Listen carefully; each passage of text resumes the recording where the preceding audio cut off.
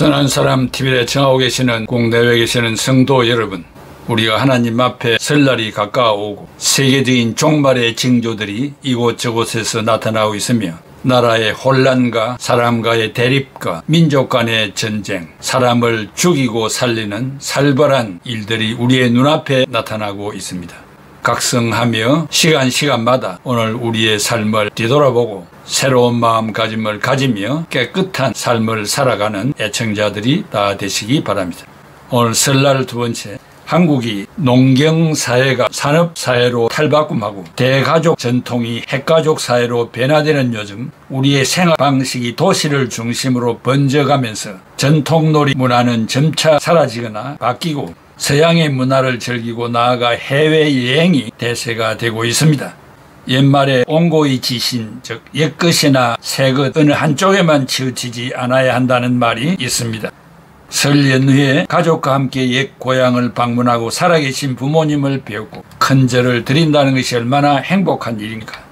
준비한 선물을 나누고 또한 설 음식을 마음껏 먹으며 덕담을 나누면서 웃음꽃이 피어 이웃까지 전달되는 행복의 순간들이 최대의 행복임을 새삼 느껴보시기를 바랍니다. 옛 친구를 만나 숨바꼭질과 제기차기 놀이와 연띄우기 등 옛 추억을 나누면서 즐거운 하루를 보낸다면 얼마나 건강 회복이 되겠습니까? 까치까치 설날은 어저께고요. 우리 설날은 오늘이래요. 윤극영 선생이 지은 설날의 노랫말은 그 아름답던 어린 시절을 아련히 떠오르게 합니다. 이러한 설날의 유래와 풍습을 다음 세대들에게 알려주는 기회가 되면 좋겠습니다. 우리는 설날을 보내면서 몇 가지 당부의 말씀을 드립니다. 첫째, 우상 숭배자가 되지 맙시다. 우상 숭배는 인격자가 생명체가 없는 그 무엇에게 절을 하는 것을 말합니다. 이 절한다. 절은 헬라말로 바오, 머리와 몸을 숙여 경의를 표하는 것으로서 섬김을 말합니다. 고린도전서 10장 1절에서 7절, 형제들아 나는 너희가 알지 못하기를 원치 아니하노니 우리 조상들이 다 구름 아래에 있고 바다 가운데를 지나며 모세에게 속하여 구름과 바다에서 세례를 받고 다 같은 신령한 음식을 먹으며 다 같은 신령한 음료를 마셨으니 이는 그들을 따르는 신령한 반석으로부터 마셨으며 그 반석은 곧 그리스도시라. 그러나 그들의 다수를 하나님이 기뻐하지 아니하셨으므로 그들이 광야에서 멸망을 받았나니라. 이러한 일은 우리의 본보기가 되어 우리로 하여금 그들이 악을 즐겨한 것 같이 즐겨하는 자가 되지 않게 하려 함이니 그들 가운데 어떤 사람들 같이 너희는 우상 숭배하는 자가 되지 말라. 기록된 바 백성이 앉아서 먹고 마시며 일어나서 뛰논다 함과 같으니라. 바울은 특별한 은혜를 받은 고린도 교회 성도들에게 몇 가지를 교훈합니다. 첫째, 극기의 생활을 안 하다가 멸망을 받았습니다. 너희의 조상들이 율례와 법도를 지키지 않아서 큰 화를 당했으니 이것이 너희들에게 거울이 되면 좋겠다고 합니다. 선줄로 생각하는 자는 넘어질까 조심하면서 모든 시험을 잘 이기면 화를 면하게 된다고 했습니다. 왜냐하면 하나님은 우리를 너무나 사랑하여 감당할 수 없는 시험을 허락하지 않으시기 때문입니다. 여러분은 감당할 수 없는 시험이 없음을 알고 그때마다 피할 길을 주셔서 승리할 줄 압니다. 신명기 28장 7절에 여호와께서 너를 대적하기 위해 일어난 적군들을 네 앞에서 패하게 하시리라. 그들이 한 길로 너를 치려 들어와서나 네 앞에서 7길로 도망하리라. 이스라엘은 광야 여행을 시작했으나 목적지에 이르지 못하고 광야에서 멸망을 받았습니다. 그 이유는 하나님을 원망하고 사신 우상을 섬겼기 때문입니다. 둘째, 우상의 제물을 먹지 맙시다. 고린도전서 10장 19절에서 21절, 그런즉 내가 무엇을 말하느냐? 우상의 제물은 무엇이며 우상은 무엇이냐? 무릇 이방인이 제사하는 것은 귀신에게 하는 것이요 하나님께 제사하는 것이 아니니 나는 너희가 귀신과 교제하는 자가 되기를 원하지 아니하노라. 너희가 주의 잔과 귀신의 잔을 겸하여 마시지 못하고 주의 식탁과 귀신의 식탁에 겸하여 참여하지 못하리라. 여러분들은 조상 숭배를 하지 않을 것으로 믿으나 혹간 짱믿음이 되어 일부는 제사를 드리는 가정도 있을 것입니다. 이러한 환경에 처해 있는 성도들은 오늘의 말씀을 잘 경청하여 신앙생활에 도움이 되기를 바랍니다. 고린도 교회 성도들은 우상의 제물을 먹는 것을 성찬에 참여하는 떡과 잔을 마심과 같다고 잘못 생각했습니다. 우상의 행사에 참석하는 것을 우상 숭배에 참석하는 것과 같다고 말합니다. 신자가 먹을 수 있는 것은 특별한 경우가 있습니다. 고린도전서 10장 25절에 무릇 시장에서 파는 것은 양심을 위하여 묻지 말고 먹어라. 우상의 제물이라도 상품화가 되었을 때는 제물이라고 말하지 않는 한 묻지 말고 먹으며 소유할 수 있습니다. 제물이라고 말하면 양심의 문제로 먹지 않는 것이 좋으며 나를 아는 자가 판단하게 될 것입니다. 고린도전서 10장 27절 28 불신자 중 누가 너희를 청할 때 너희가 가고자 하거든 너희 앞에 차려놓은 것은 무엇이든지 양심을 위하여 묻지 말고 먹어라. 누가 너희에게 이것이 제물이라 말하거든 알게 한 자와 그 양심을 위하여 먹지 말라. 말을 했는데도 먹으면 그들이 말하길 예수쟁이도 제사 음식을 먹는다고 비방하게 될 것입니다. 고린도 교회는 우상의 제물을 먹어도 좋으냐 하는 문제로 골치를 앓았습니다. 고린도전서 8장 9절에 그런즉 너희의 자유가 믿음이 약한 자들에게 걸려 넘어지게 하는 것이 되지 않도록 조심하라. 고린도전서 8장 13절에 그러므로 만일 음식이 내 형제를 실족하게 한다면 나는 영원히 고기를 먹지 아니하여 내 형제를 실족하지 않게 하리라. 고린도전서 10장 14절에 그런즉 내 사랑하는 자들아 우상 숭배하는 일을 피하라. 고린도전서 10장 21절 너희가 주의 잔과 귀신의 잔을 겸하여 마시지 못하고 주의 식탁과 귀신의 식탁에 겸하여 참여하지 못하리라. 바울은 두 가지를 덧붙여 교훈합니다. 그 하나는 시장에서 파는 물건은 우상에게 바쳐진 것인가 묻지 말고 먹으라고 했습니다.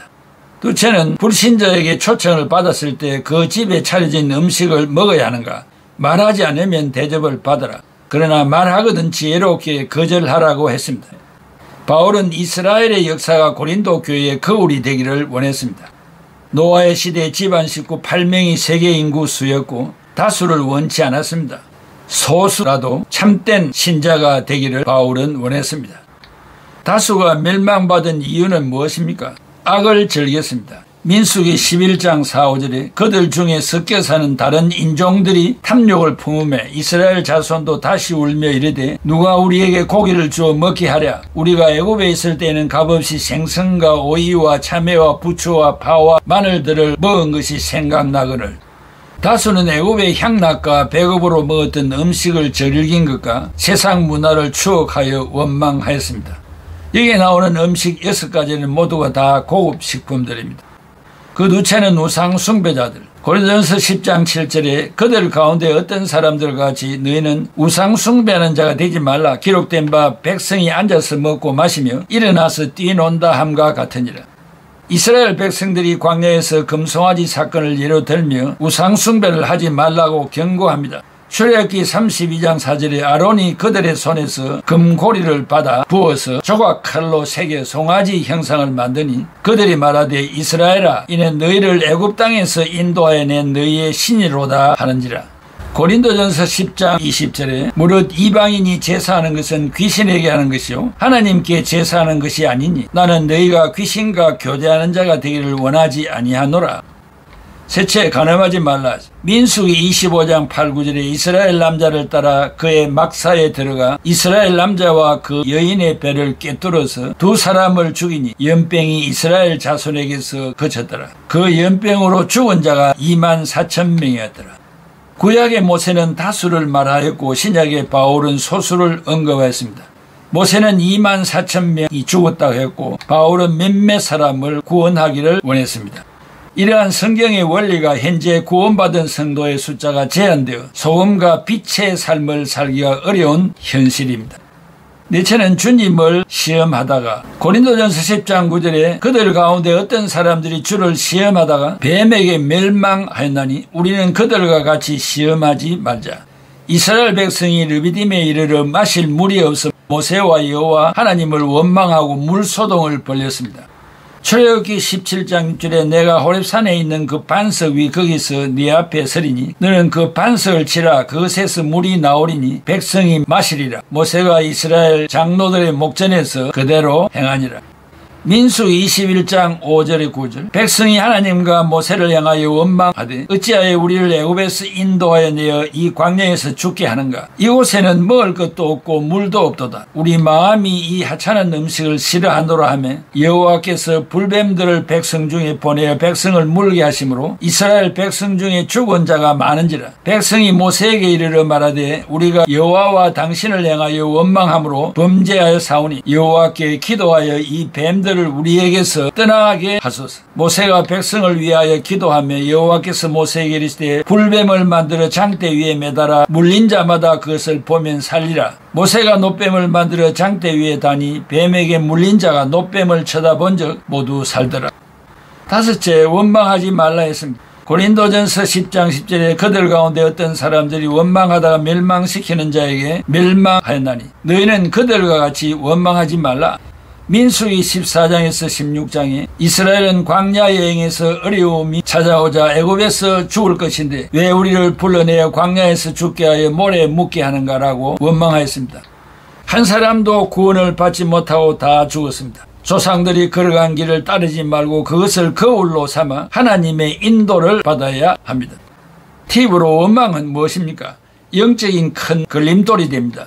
이스라엘 백성은 어렵고 힘들 때는 회개하고 하나님을 찾았지만 다시 삶이 편안해지면 어느새 하나님의 축복을 잊어버리고 실수를 수없이 반복했습니다. 우리도 이스라엘 백성과 조금도 다를 바가 없습니다.